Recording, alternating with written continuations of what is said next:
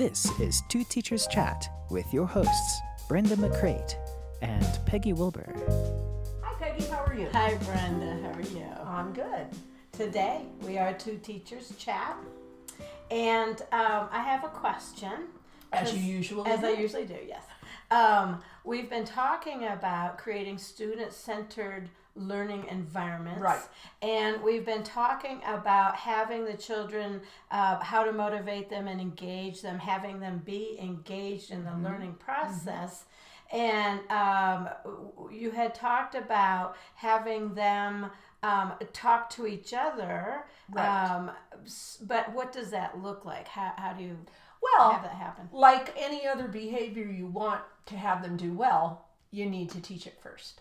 And we think that you don't. You know, I mean, we talk and we have conversations. Right. And we see the kids having conversations, so we kind of assume they know how to have these academic talks. And that's the difference. It isn't always, how are you and how's your movie, you know, what movie did you see and things. It's trying to talk and find evidence and be able to have a really good conversation that's based on some academics. Well, that's right, and rehearse what they've just learned, which makes the learning happen deeper. Exactly. Yeah. Exactly. So, What do you call that? well, I call it pair share. Other people call it turn and talk. Turn and talk.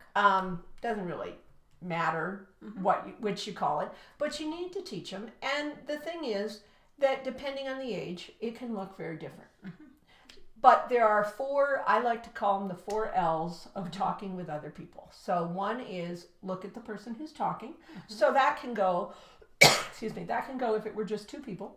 Or if there's a group of people trying to have an academic discussion and Joe starts talking, then we realize all eyes should be on Joe.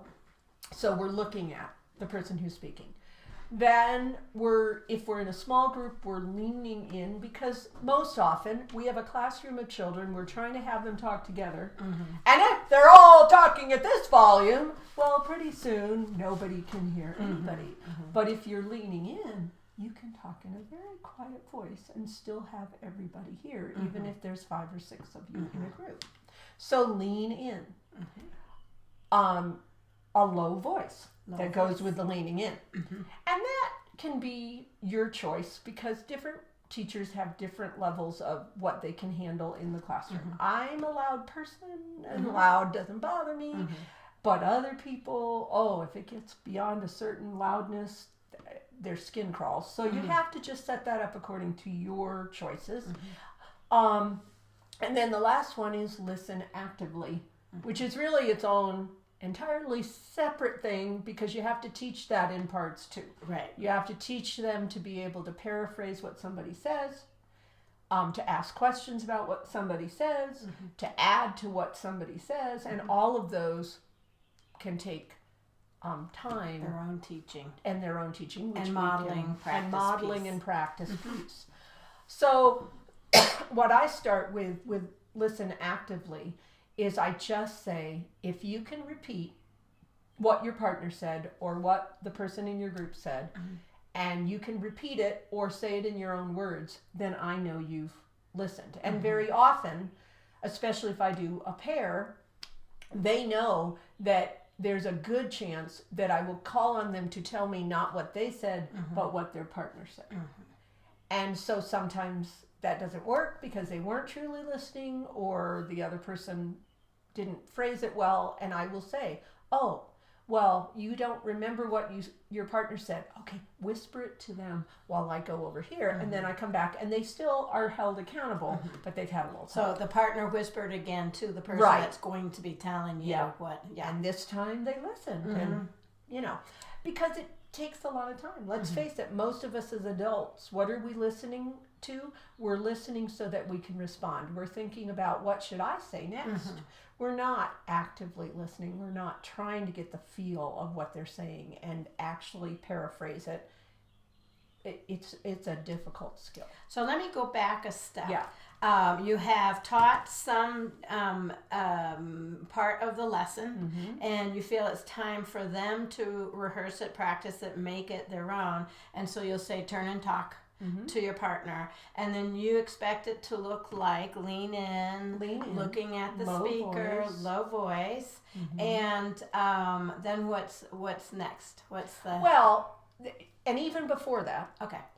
I would say they've got to have something specific to talk about. Okay, if you right. just say, well, we read about Robin Hood today in the story. Turn and talk to your partner about Robin Hood. Yeah, They might talk about the movie, you know, the Monty Right. Python, Robin Hood type thing or whatever. Right. But if you say, I want you to talk about Robin Hood in the context, looking at it from Friar Tuck's point of view. How does he see Robin Hood? Because you perhaps have talked about it from Little John's point of view as a class, and that's the learning target is to be able to take the point of view of somebody in a story. Yeah. If it's a math thing and they just are reviewing it, I might say, okay, here's a problem and I want you to work it out, and then I want you to talk your partner through this. And if there's a bunch of steps, maybe partner A does step 1, 2, 3, partner B step 4, 5, 6. Because then A, as I listen in, I can see if they're off on any of those steps. Right. B, if they've understood it, but the other student maybe hasn't, they have a magical way of explaining it in kid language that the other kid gets that I could never get, that we can't get as adults. We don't have the kid brain, you know? So that's another thing that I see happen. But it depends. But I always have something very specific for them to answer or do. It's not just kind of a general discussion. Right, just talk to each other. Right. Would you use it, have them rephrase not rephrase, but talk about what they've learned from the learning target? You know what I'm saying? Absolutely. Okay. Go back to the learning target. Yeah. I mean, always, always, always. So if it were that point of view thing, I'd say, well, you know, I modeled Maid Marian's point of view, and we tried Little John's point of view, and now I want you, with your partner, to talk about Friar Tuck's point of view according of whatever story we're reading, plot point, whatever, because that's our learning target. And that in itself gives me a good assessment of how they're doing on that very difficult learning target. Right. And so are you sitting at your desk and looking at your... Oh, Peggy.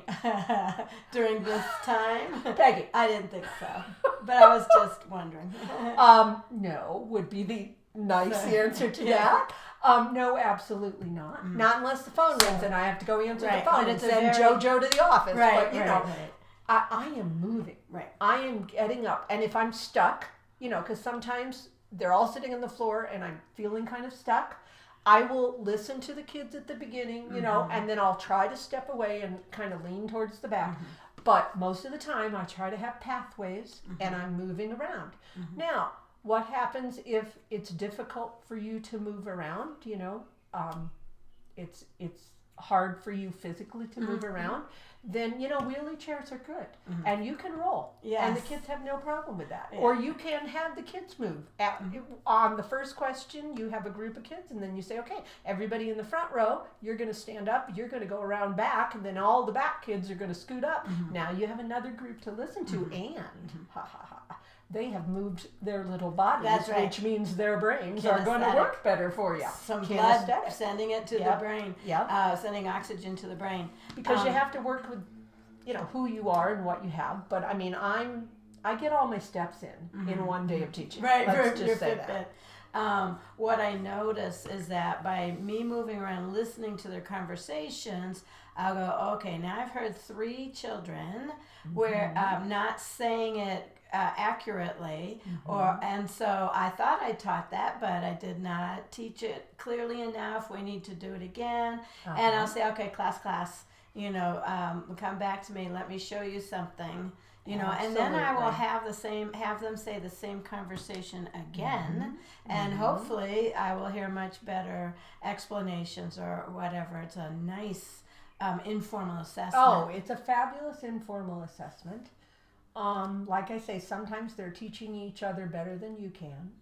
And they're processing the information. And even if they're processing it a little off and you catch that, then the next time they've learned from that, because you said, this is what I heard, but this is what I want you to be saying. Right. You know, and they'll go, oh, okay, you know. And then they practice it. And then I'll usually write a note on my lesson plan, you know, next year, teach it this, be sure to, you know. Exactly. It helps you reflect on your teaching and do Right. a better job even then. Right. Yeah. Right, And that's right. the thing. And also, instead of reflecting after the one conversation and saying, shoot, they weren't good enough, next year I need to teach it this way, you're bringing it right back. And that's fixing your lesson right there. So it makes you a better teacher on the spot. Wonderful. So Wow. So turn and talk, or pair share, or turn to your elbow neighbor, or turn to your across neighbor, but just get them talking. Give them something specific. Teach them how you want them to talk about things, and let them practice it. Pick something easy like, what was your favorite movie, or what did you do this weekend, and practice it. And when they're doing it beautifully, then you know, oh, I can bring academia into this, and it will make most children learn a whole lot better. And that makes your teaching easier, and that's why we're here for you. So grab your coffee, and we'll see you next time. Thank you for watching 2 Teachers Chat. Until next time, and remember, teachers touch lives forever.